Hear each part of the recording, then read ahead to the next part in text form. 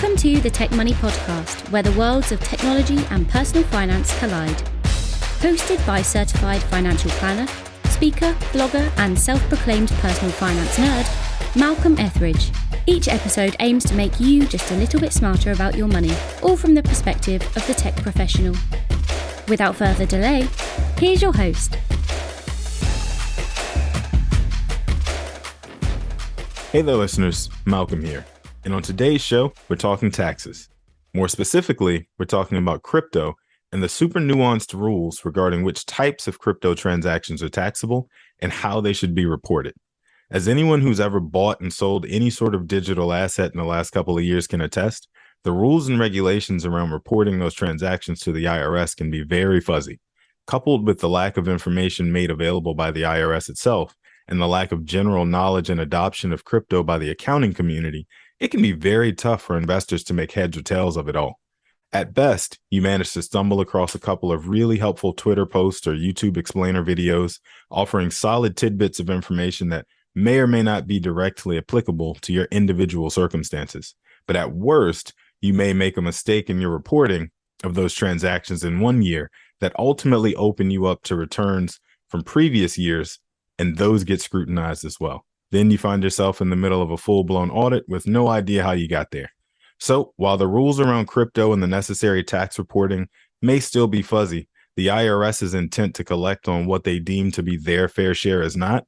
And since I myself happen to be what I refer to as a crypto skeptic, but a blockchain enthusiast, that means I don't own any digital assets personally, which means I'm also by no means the expert here. So I decided to call up someone who is and have a conversation. My guest, Micah Fraim, is the founder of Fraim, Cawley & Company. Mike is a certified public accountant, and in addition to his practice where he works with small business owners on preparing tax returns and offering more advanced tax planning, he is also a self-proclaimed crypto enthusiast, so much so that he recently published a book on the subject titled Decrypting Crypto Taxes. So needless to say, the guy knows his stuff, and this should be a pretty interesting conversation. So, with that brief introduction, welcome, Micah Fraim, to the Tech Money Podcast. Thanks for having me, man. Really glad to be here. Yeah, I appreciate you making the time to join us. And I breezed through your resume pretty quickly in my intro there. What else should I have included? I mean, I'm never one for long self-aggrandizing intros, but I mean, that's the main thing is that we're CPAs. We've really focused on people throughout my career, at least we've focused on people who have very dynamic situations, largely just because I get bored really easily. Mm-hmm. So when we first started out, you're taking on whatever business you can possibly get in the door.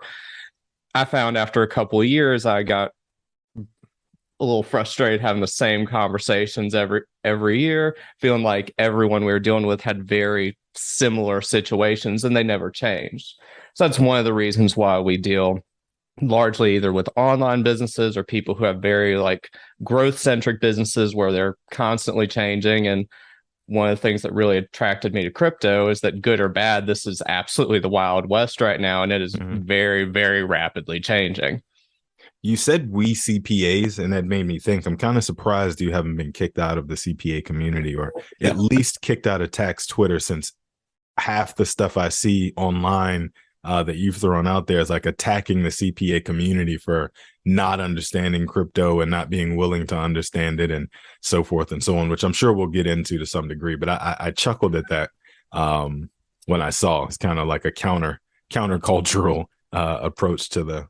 Well, I mean, again, I say this as a CPA, but I almost sometimes joke that I'm a business person who stumbled into this and became a CPA on accident, just because I think this is what I've dedicated my life to. Clearly, I think there's merit in it and a lot of value, but I think there's a huge disconnect between what CPAs could be and what we're supposed to be and what actually happens in practice.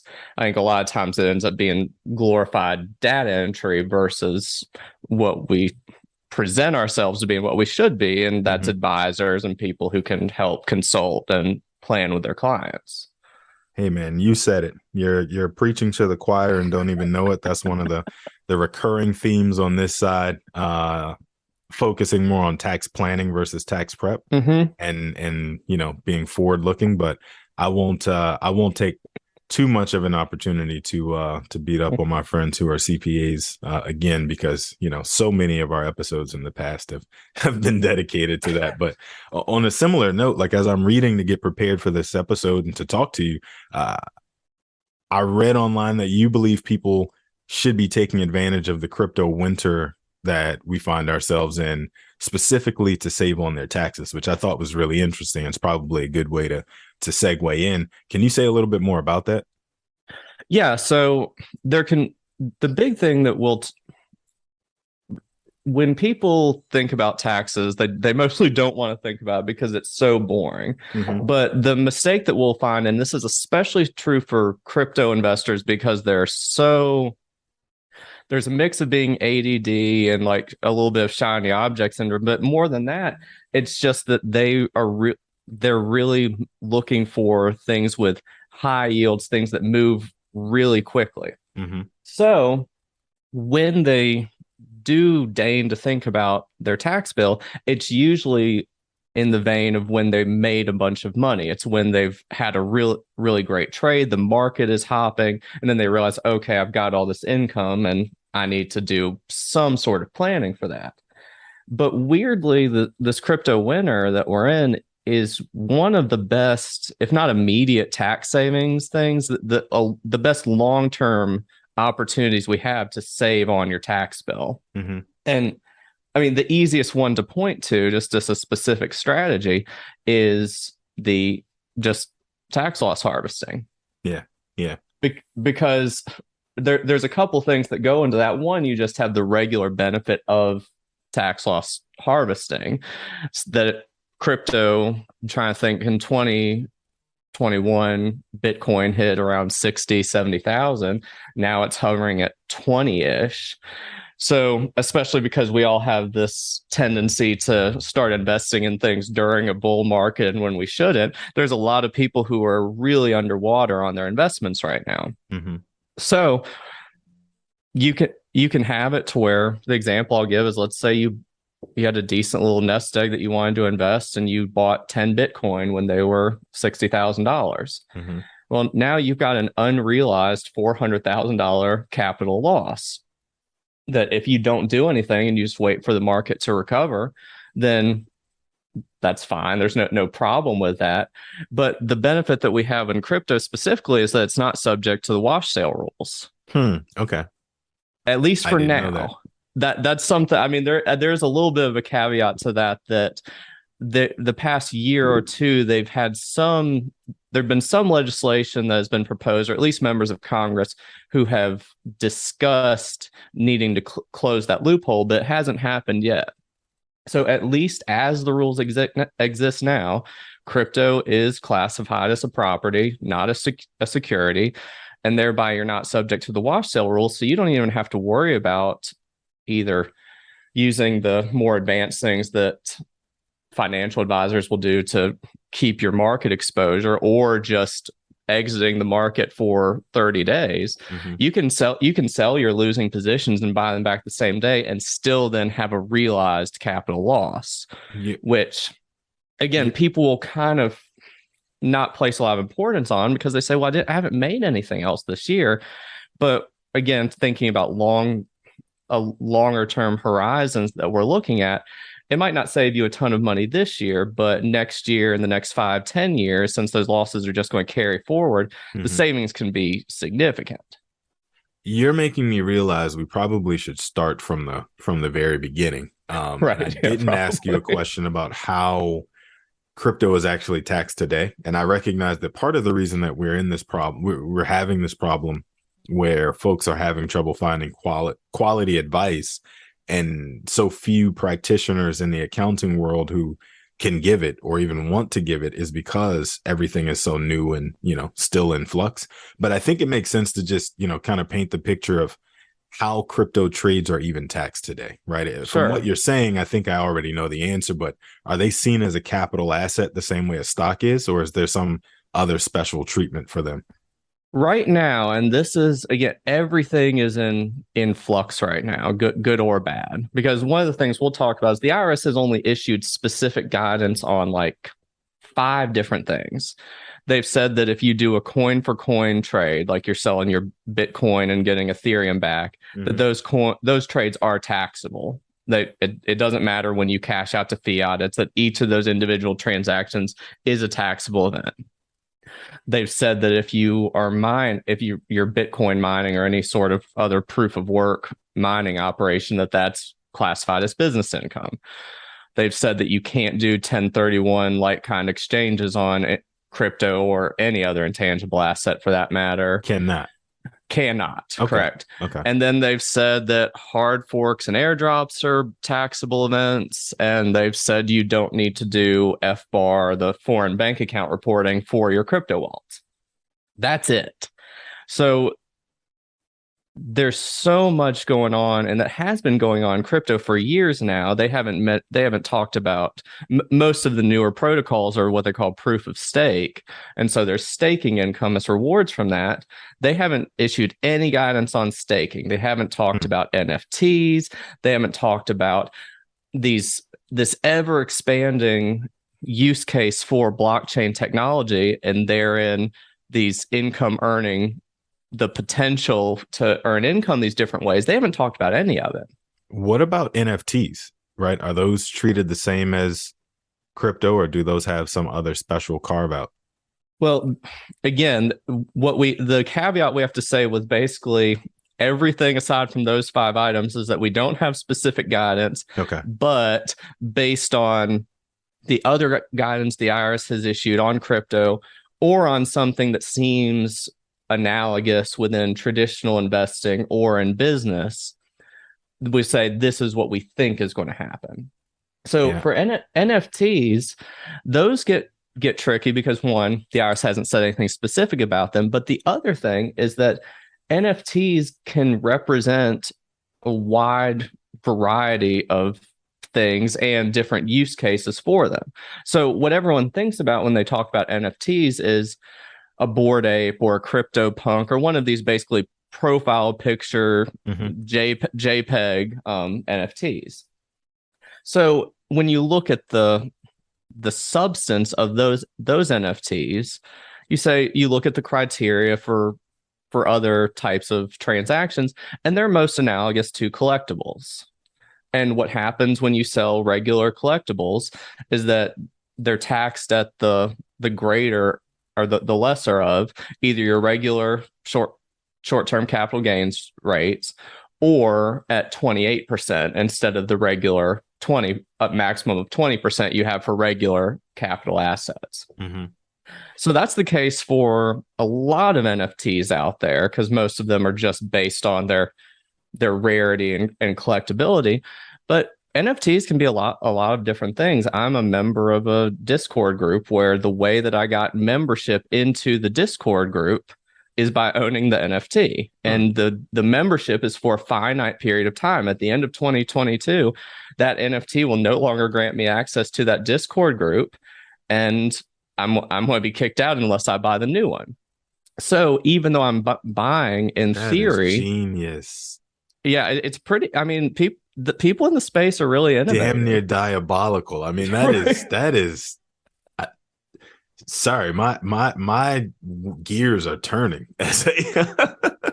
Yeah, it's pretty wild. But what's crazy is that, so for that one, even though in theory I bought an intangible asset, that's not a collectible. That's me really that's a mechanism for me to buy a subscription or a membership with a finite life to it. We'll talk about how one of the things that got me interested in crypto, because a long time ago when I was younger and had time, I'd play a lot of video games and online video games. And now they've got video games that are not only powered by nodes or are running on the blockchain, but they have them to where the in-game items are NFTs. And for playing the games, you can actually earn a small amount of cryptocurrency. They call them play-to-earn games. So let's say you're playing one of these games and you're playing, the example I'll give is, let's say you're playing a World of Warcraft ripoff or something. and you can buy a piece of land, you can buy a building that you run a tavern out of, you can buy a hatchet that degrades over like a month or based on however many swipes you have on it, and you've got a sword, and then you've got a piece of digital art that you hang in your house. Well, if those were the real world equivalents of those assets, they would all be taxed very, very differently.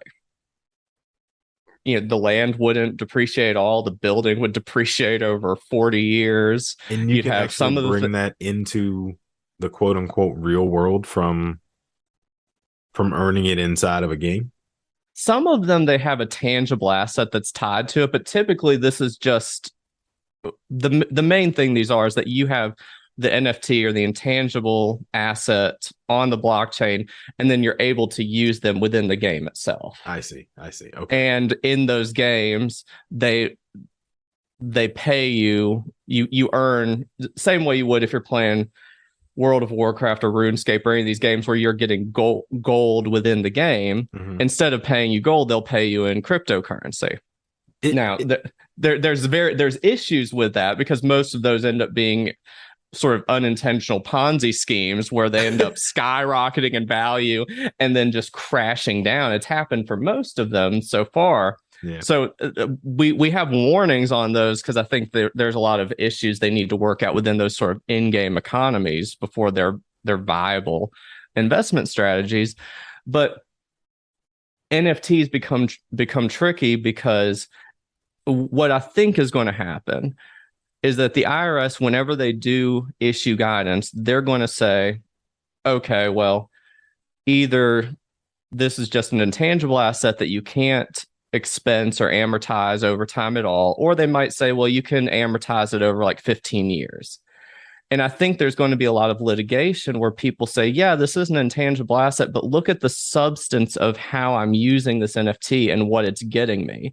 And the ones that are granting me access to the Discord server for 6 months need to be taxed very differently than the profile picture JPEG type ones. Yeah. Is what we're guessing is going to happen. It's going to just be a lot of litigation over the next decade or two to iron that out. And a lot of private letter rulings that create another gigantic ream of paper just based on crypto assets. But it seems to me like it's like really easy to run afoul of IRS regulations here, as I'm hearing you talk, regarding all digital assets, because they're still very new and, very nuanced and hard to understand. Is there a website or a trusted source that you look to in order to stay up on all these changes as they happen? We're mostly just tracking There's not a lot of updates that are coming from the IRS itself. The IRS has issued their limited guidance, but what we're mostly seeing from the IRS side, and this is part of the problem, is that because it's such a wide array of different use cases and it's such an emergent market, the IRS mostly seems like they're just trying to kick the can down the road and wait for Congress to issue actual guidance for them. Yeah, because the IRS is much happier just enforcing the rules that Congress passes versus trying to come up with their own interpretations, those getting litigated in court, possibly being overturned. They're a lot happier just saying, hey, here's the actual legislation that we're enforcing. We're seeing that right now with staking income.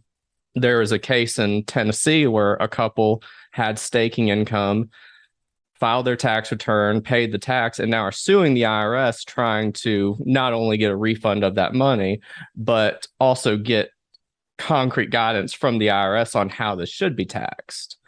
And the IRS has tried to just give them a settlement offer, obviously non-binding and non-precedent setting. And the couple didn't take it. And now the IRS is trying to get the case dismissed, saying, hey, we offered them a settlement, so the point is null and void. They're just trying to get it to go away so that they're not, I think at least, so that they're not the ones who are having to litigate all this nonsense.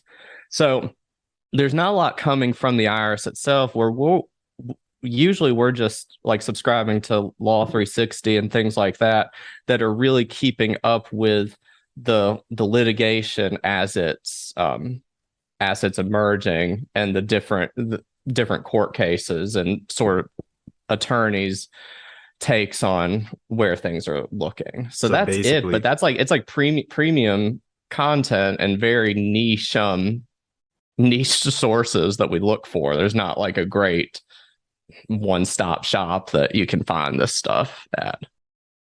Hey there, listeners. It's Eric with an A, and I'm interrupting the show for just a moment to tell you about our newest offering, the Tech Money Guide to Restricted Stock Units. This guide was developed to teach those who are paid in RSUs to develop a plan for how and when to convert those shares into actual dollars, as well as how to incorporate them into your overall personal financial plan. You may have already heard episode 50 where Malcolm described the guide in detail, as well as his own philosophy and rules of thumb when it comes to managing this valuable form of equity compensation. If you haven't, no problem. We would still encourage you to head on over to tech-money.com and download a free copy of the guide today. There's also a link to it in the show notes of this episode.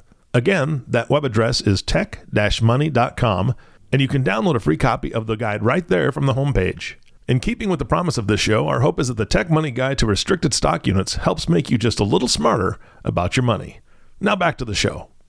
I was going to say, so it basically sounds like Sam, what's his name? Bankman-Fried gets to keep writing his own rules as far as staking is concerned for the time being, until the government figures out a way to catch up and actually do something about it. But what if I happen to be, one of the early adopters, speaking of Bankman-Fried, like say I bought into my position in Bitcoin or something else well before the IRS added that box to the top of the 1040 that allows me to self-report my transactions. Is there a grace period still available to get on the right side of right? Or do I just cross my fingers and pray at this point that, they don't figure it out? I mean, it depends on the scope of the transaction as much as anything. I mean, it depends on what type of income you're earning and how much you're earning, because obviously if it's of anything of consequence, you want to try to correct that, assuming it's not past the statute of limitations where you can't even amend, and then you're just kind of crossing your fingers and hoping they don't look further back than you're able to fix. But it also just does depend on the scope. If you ended up trading Bitcoin and you had $100 trade or something, I'm not super worried about it, and the IRS isn't super inclined to go through the hassle of discussing that with you. Yeah. But we do see, I think they call them, I think they call them Dear John letters, where they'll send stuff out to taxpayers who meet specific criteria. And we saw that with Coinbase back, I think it was either 2015 or 2016 transactions. It was like 3 or 4 years later, the IRS sued Coinbase and or at least pressured them to hand over these documents, where I think it was anyone who had over $20,000 of transactions within that year. Mm-hmm. They all got letters from the IRS saying, hey, we think you had crypto activity that you didn't report it. You need to, or we're going to have to investigate ourselves. Yeah. So in my day job as a financial planner, one of the biggest challenges I've identified already, just from the small handful of our firm's clients who are like serious crypto investors, is that it's really tough to track your transactions if you're not on an exchange or a platform like a Coinbase, like you mentioned. Like, do you have any recommendations for how to track your crypto activity, especially, across multiple digital wallets? Yeah, we'll have a couple we will suggest, but we always have sort of this caveat of that clearly tracking crypto is not an easy solution to fix, because otherwise these tech companies who are associated with crypto or behind these projects would solve the problem if it was an easy one to solve. But even the good tracking software programs that we'll suggest, they still feel like they're in beta testing a lot of times. Like you almost have to use one, because one, if you're not on a centralized exchange, so much of this information isn't if you're on a true DeFi platform and you're on a decentralized exchange, you can theoretically try to track all of that by going to your wallet address and pulling up the gas fees and the value of the crypto at the point of the transaction, all of that stuff. But it's astoundingly arduous to do that, and there's a real high potential for error. So these software programs, what they'll do is either from an API on the centralized exchanges you're on, or by having your public wallet address, they'll pull all that in, and then they'll do a lot of that work for you with, okay, what was the value of the transaction as of that moment in time when you executed it? What were the gas fees? It tries to pull your holding period, all of that stuff. But even the best ones get you like 90% of the way there. So what we'll usually have to do is we'll have the client, we'll tell them the ones we mostly will recommend is there's Coinly, Coin Tracker, and then if you're using a trading bot or something with a really, really high volume of transactions, there's one called cointracking.info that seems pretty good and is way, way cheaper than some of the more like mainstream brands, because the way that they'll charge is based on volume of transactions. So if you've got a bot that's trading, 1,000 transactions a day or something, it would cost you $10,000 to use Coin Tracker. It would just be cost prohibitive. So even with those, we'll tell the client, hey, use one of these recommended softwares, but then the reports that those generate, once they have everything input, we still have to go through and redline it for where it's not picking up cost basis, it's not recognizing something, it's thinking something's a trade that's actually a swap, stuff like that. So I think as we get more and more, the good and the bad is that true crypto zealots hate regulation, because the whole idea was the sort of anarchists get away from established society and traditional financial systems. But I think that's the catch-22 of becoming quote unquote legitimate. It's that the IRS was never a thought in the mind of I can't put words in this person's mouth because we don't even know if this person is still alive or not, but Satoshi, when this whole thing was created, I assume had no thought of the IRS regulating how things are, or I guess Congress regulating and the IRS enforcing how transactions are actually going to be reported and taxed. Like you were alluding to, the whole focus was making sure that there was this digital asset that couldn't be tracked. And now we're trying to bring in this air of legitimacy that forces it to be tracked. One, so that the federal government can make sure that illicit activity is not happening and being funded using crypto. But two, so the IRS can hold their hand out and get their first slice. And so I take your point that it's really tough to try and bring in regulation now on top of that, especially when the best minds in crypto are out there working for the startups who are creating and building products to solve these problems that we're discussing now, not going to work for the federal government to help them figure out how to get up to speed and catch up, 20 years or whatever they're behind on this movement. Yeah, absolutely. And I think within the crypto community, you're always going to have those holdouts. And it'll be funny when I'm talking to people, when I'm in these groups, just as an investor and crypto enthusiast, these people who realize I'm a CPA and ask, just the whole idea is how to not pay tax. And well, what's the chance the IRS really, is going to look at my return, where they're just really, you've got that subset that's always going to exist where I'm not paying tax on this, government doesn't know about this, they don't need to know about that. Those people are, one, committing fraud, and two, are just going to get absolutely hammered once the IRS gets better with their AI and other things that will help them identify these transactions. But I think there's a growing segment within the crypto community that's realizing, regulation is really easy to point to as just being onerous and wasteful and all these things that people hate, love to hate on red tape.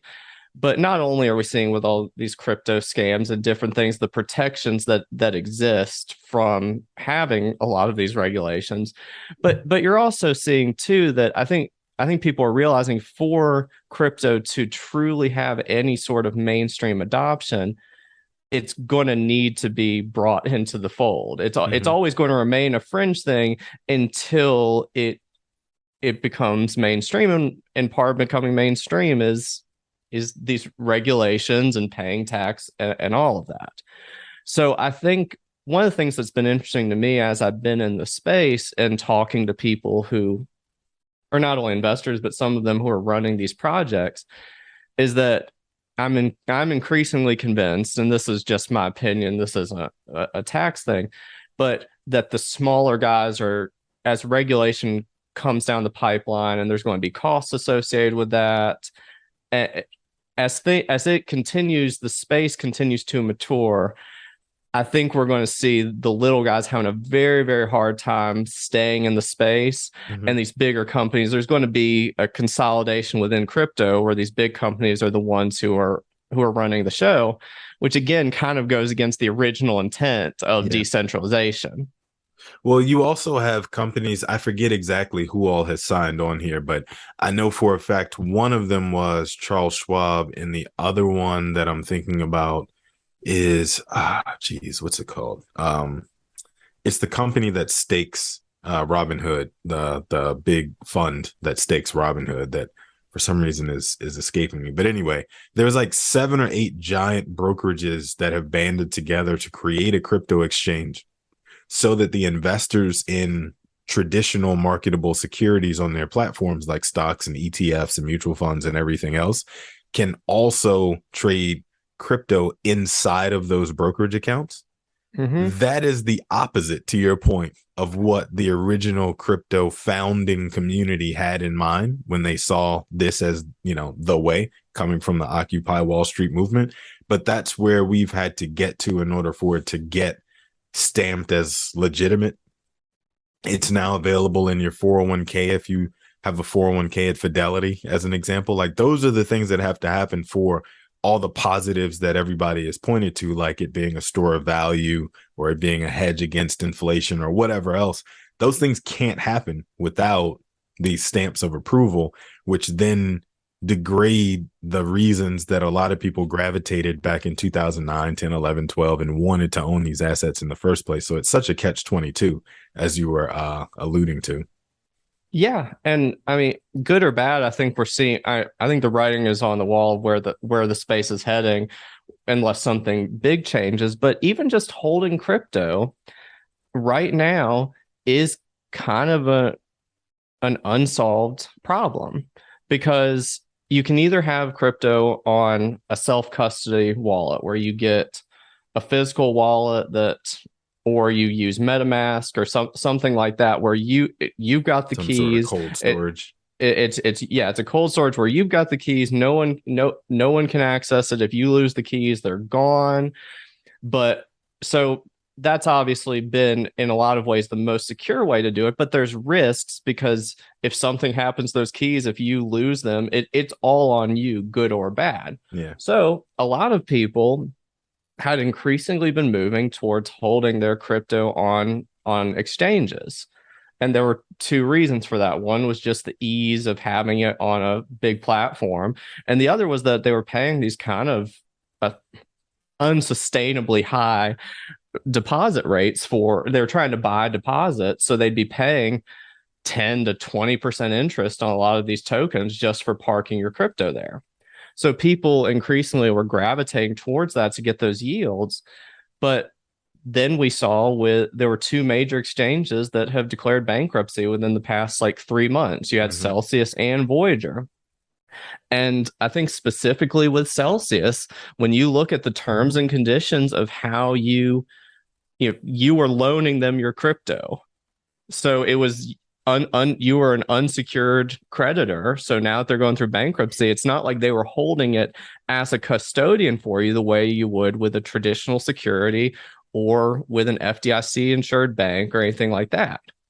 So if you've got Granny and she says, yeah, I think this Bitcoin is going to be big and wants to buy it, she's either got to choose a centralized exchange, which is way under-regulated and could go bankrupt, and then you just lose everything, or she's got to try to navigate self-storage on her own. So I think for the growth that crypto proponents think is there, and for the mainstream adoption that people want to be there, there's going to have to be more of it becoming mainstream, and these traditional investing platforms that have not only the money but just the resources and compliance already built in to start joining in the fray. Well, so sort of to where you were going, right? And I know this wasn't necessarily your point, but this is where my brain decided to take it for whatever reason. But where you were mentioning, Granny's got her crypto in cold storage on, a thumb drive, right? And I'm thinking about the comparison to if my grandma had passed away and left me a suitcase full of cash. I'd have two options. I'd either walk around with that cash for the rest of my life while I spent it down, or I would work it into the banking system, negotiate it into the banking system, I guess is the technical term, by making a series of deposits, every so often into the bank to avoid tripping the federal red flags for, deposits of cash that are too large, right? With crypto, as far as I know, and please correct me if I'm wrong here, but I don't believe that there's any guidelines yet for what should happen when a person dies with crypto assets. Like I'm thinking about the fact that if I were to die with a portfolio of Amazon stock, right, my wife or my daughter would take ownership of said stock and step into my cost basis, beginning from the date of my death, and that's it. But I don't know that there's a rule like that yet related to crypto that I can, pass that along to my next generation the same way I could cash or gold bars or something similar, since it's a digital wallet. Have you seen anything on that? Am I mistaken? on the surface, it's going to be taxed the same as any other property. So it'll pass on to your heirs. You'll get the same step up of basis. What you run into more than anything is just the practical component of, do your heirs know it exists? How are you storing it? Do they know how to access it? Like, it could almost be like, and again, I'm stepping outside my comfort zone, but like those, the idea of how Cayman Island accounts were in the 80s, where you'd have a password, and if you lose the password to it, you can never access those accounts. Yep. We had a client who passed away, and we knew that they had bought a not inconsequential amount of cryptocurrency back in, I want to say it was in like 2015 or something. So they got in really early, and it's worth much more now. But the widow did not know how much he bought it for, where he bought it, where it was stored, anything. And thankfully, it ended up being stored they were able to track it down, and it was just being held on a centralized exchange. So she was able to go and present the death certificate, the will, whatever sort of estate planning documents they have, and get access to it. Mm-hmm. But if that client had that on if he had been really paranoid and had it on a cold storage wallet and had the code saved in, I don't know, some safe that he had buried in his garage or something, if he had made it hard to access, that money's just gone. Yeah. Yeah. So that's what I think people need to be really careful of for their general estate planning, is until you can park it in your Fidelity account and not have to worry about it, and then it's just like the rest of your brokerage that it gets passed on. You really want to make sure that your heirs are, without them having the keys, because then you could have an exposure and just get hacked. Being aware of how to retrieve this information so they can retrieve the asset. Have you guys had many clients come through the door who actually get paid in crypto instead of cash? Like whether it's from, an employer or maybe I'm some sort of consultant and it's from a project I completed or something like that. Like, how would I even report that income? We've had in limited scope, because for us, especially for our crypto clients, we have it to where we say, hey, shoot us, here's our Bitcoin address for the initial consultation, send Bitcoin to this address. And so we've you were seen it all the way bought in. Yeah, I mean, part of it's just that it's there's a good synergy with that's what people are already doing and in our marketing, but that's just for there's issues with that even. I'd love to just have it to where that's where we're receiving the majority of our crypto clients pay us, but there's nothing for recurring payments. Most of our clients are we have them on a service package where we're meeting with them every quarter to go over everything. And if I get a credit card or their bank account, I can just have it set up on a recurring transaction. I can't do that with crypto. So we'll do that for the initial consultation. So we'll see clients who are being paid that way somewhat, but I haven't seen anyone where that's where they're receiving the majority of their income. Yeah. But in those cases, it's the same as if you received it's mostly the same as if you received a fiat currency. It's whatever the value was as of the date you received it. Okay. That's the revenue that you need to count on your tax return. The thing that you have to run into, and one thing we'll caution clients about a little bit if they're really talking about ramping up how much payments they're going to receive in crypto, is that if you're just planning on receiving it and parking it and leaving it there for 5 years and hoping that it goes up in value, that's fine. But if you're going to need if you're going to need that money to fund operations, you're probably better off just converting it immediately to a fiat currency. Otherwise, you've got a potential just of given how volatile the pricing is, you could have a mismatch with what you were able to actually use versus what you received. You could have gotten a payment of $1,000 of Bitcoin, and then a month later it's only worth $500, and that's when you sell it, and you've only got $500 to fund your payroll, but you still have to count the $1,000 of revenue because that's what it was worth when you received it, even though you just waited to convert it. This is interesting. I hadn't thought about it before I asked you that question about getting paid in crypto, but your answer is making me realize it's very similar to like restricted stock units, right? Getting paid in the form of a security that is worth what it's worth on the day that it vests and becomes yours.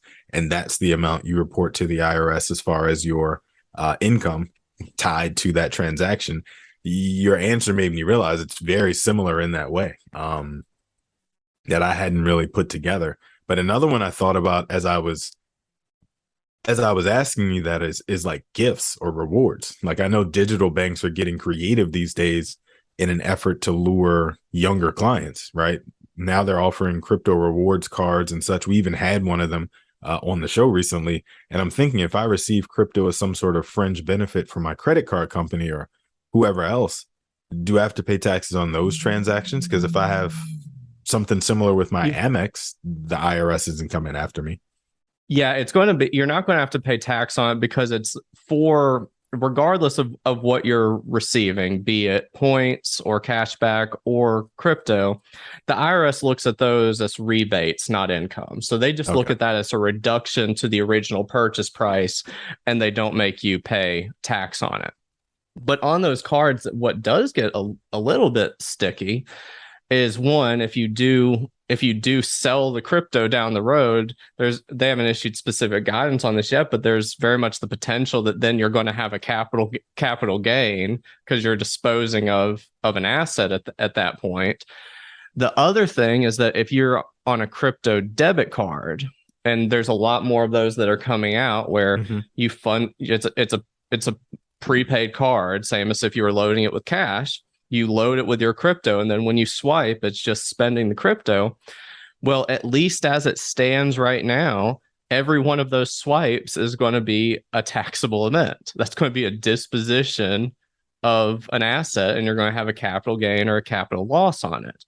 there's some legislation that at least got proposed a few months ago. I don't think it's gone anywhere, where a few members of Congress proposed that if the amount is under $200, so if the transaction's under $200, that it's exempt from that, and you don't have to report capital gains or capital losses, and you don't have to pay tax on it. I think they're going to if that does move forward, which I think it would be a very positive thing, because otherwise it's just a logistical nightmare. That every time you go to Starbucks, you've got to keep track of that. I think what they're going to have to do is put some sort of safeguard in there to where they look at the aggregate number of transactions over a certain period of time. So otherwise, you're going to have a bunch of people you sell $1 million worth of Bitcoin, but you do it in batches of $199 for every single one to avoid the capital gains. Dude, like there's so much nuance involved in these. And as you and I are talking, like, and I'm being educated on this in real time, which is, what I really love about this show is having people on who are smarter than myself, and having you like literally expand my knowledge on this in front of the audience. It's making me realize that I didn't even shout out the separate consulting service that you guys offer in the beginning when I was teeing this up, which is it's making me realize I didn't even like shout out the cryptotaxcpa.com offering that you guys have, where like your consulting services and such. Because as you're talking, I'm realizing like everybody's situation has got to be different. That's probably a place where, you want to find like a person who is equally as versed in this, but then also equally as passionate about it as you like so obviously are. So before we get ready to wrap, I'll just ask a couple of questions. One, what would be your main message to folks who, own and trade crypto and still aren't sure like how to report transactions and those sorts of things on their 1040? And I guess my second question is somewhat related. Where would you direct people who want to get additional information and be able to have sort of a guide or a professional that they can turn to get access to this information? Yeah, absolutely. I mean, the main thing that we'll talk about with people, and this seems and is pretty basic, but it's don't ignore it and actually make sure you're planning for this crypto income throughout the year. Because I think crypto, because it started off as such a fringe thing, because it's so new, even people who really like crypto will kind of refer to it as magic internet money. It doesn't really feel real most of the time. So because of that, people don't think, a lot of people, crypto investors they've got very high risk tolerance usually. So they don't mind if they lose a bunch. That's just kind of part of the game. So they're perfectly willing to deal with these ebbs and flows. The stuff doesn't really taking these risks doesn't really bother them a whole lot.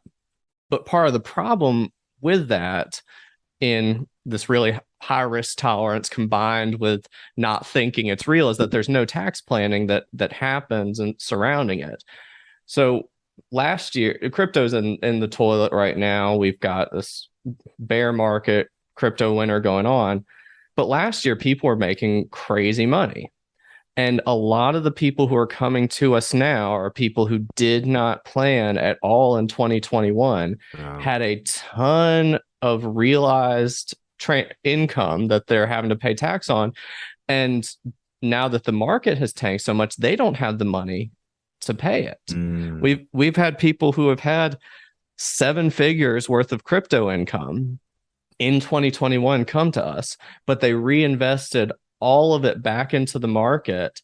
And a lot of times they were investing in these altcoin projects and these more these riskier projects with higher yields, but also much higher risk, to where you made 7 figures, but you reinvested all back into this one project. And now the project is down 99% from what it was at its peak. So have people who literally have $500,000 tax bills based on all of their 2021 income, but their portfolio is worth $100,000, $200,000. Jeez.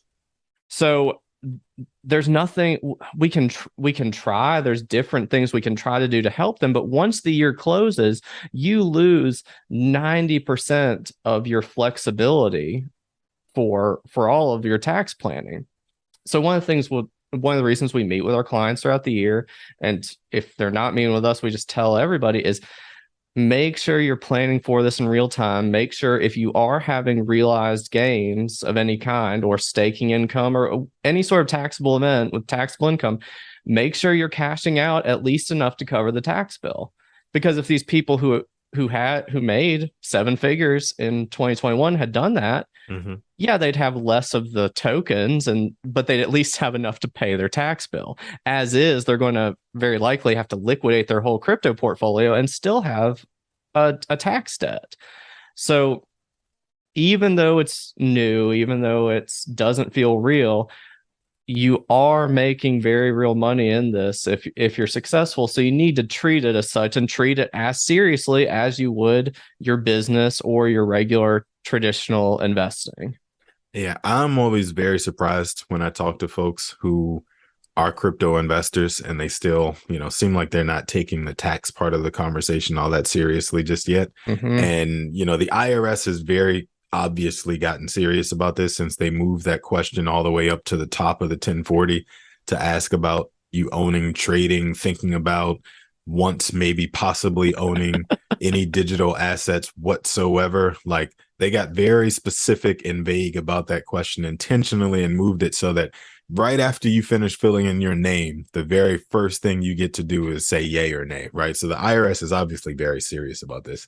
So when people don't take the conversation about it seriously, I'm always very surprised. But to your point, folks are so risk on in this community that they're just kind of like, let them come. And I'm just like, but anyway, so Mike, I really appreciate you making time to do this, man. You've been extremely generous with your time as well as the good information. Before we let you run, where can people find you if they want more after this goes live, want to get in touch with you, want to learn more about you as an accountant and everything else? Yeah, so if you're a crypto investor, the best way to reach us is going to be at our website, the cryptotaxcpa.com.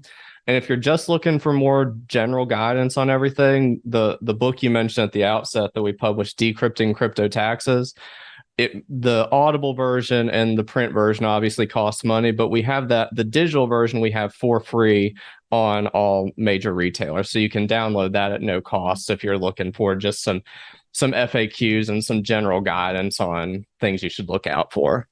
Awesome. Well, on that note, Eric with an A, why don't you go ahead and close us out, sir? I would be happy to. This has been such a fun conversation because doggone it, the IRS isn't confused enough as it is. All right. That being said, and please don't come after me. Thank you so much, Mike, for being on the show. Of course, Malcolm, a fantastic show. Again, as usual, this is mind-blowing to me. Mike is brilliant, and I learned a ton, and I don't own any, and I don't think I ever will now because that's scary stuff. All right. Well, again, thank you both. And of course, our last thank you goes to you, the listening audience. Thank you so much for tuning in and listening to the Tech Money Podcast with Malcolm Ethridge. If you have not subscribed to the podcast yet, please click the subscribe now button below. This way, when Malcolm comes out with a new podcast, it'll show up directly on your listening device. And we humbly ask that you share this podcast and leave a review, as this does help others find the show. You can connect with Malcolm on social at Malcolm on Money. We'd love to hear from you and answer any questions you have, and you can do so by emailing them to podcast@tech-money.com. Thanks again for listening today. For everyone at Tech Money, our hope is that this show helped make you a little smarter about your money. This has been the Tech Money Podcast. For more information on today's topic, to review the show notes, or to catch up on past episodes, be sure to check out malcolmethridge.com/podcast. And if you have an idea for a show topic that you'd like us to cover, or you want to send us feedback, the web address again is malcolmethridge.com. You can also find Malcolm across all social media platforms at Malcolm on Money. This episode was written and created by Malcolm Ethridge, with the production, the editing and sound controls powered by Proudmouth. This has been a Malcolm on Money original. Thank you for listening. The information shared in this recording and by its guests represents the views and opinions of the guests and does not represent the views or opinions of the host. This content has been made available for informational and educational purposes only. This content is not, nor is it intended to be a substitute for professional financial advice. It is always recommended that you seek the advice of your financial advisor or other qualified financial service provider with any questions you may have regarding your personal financial situation.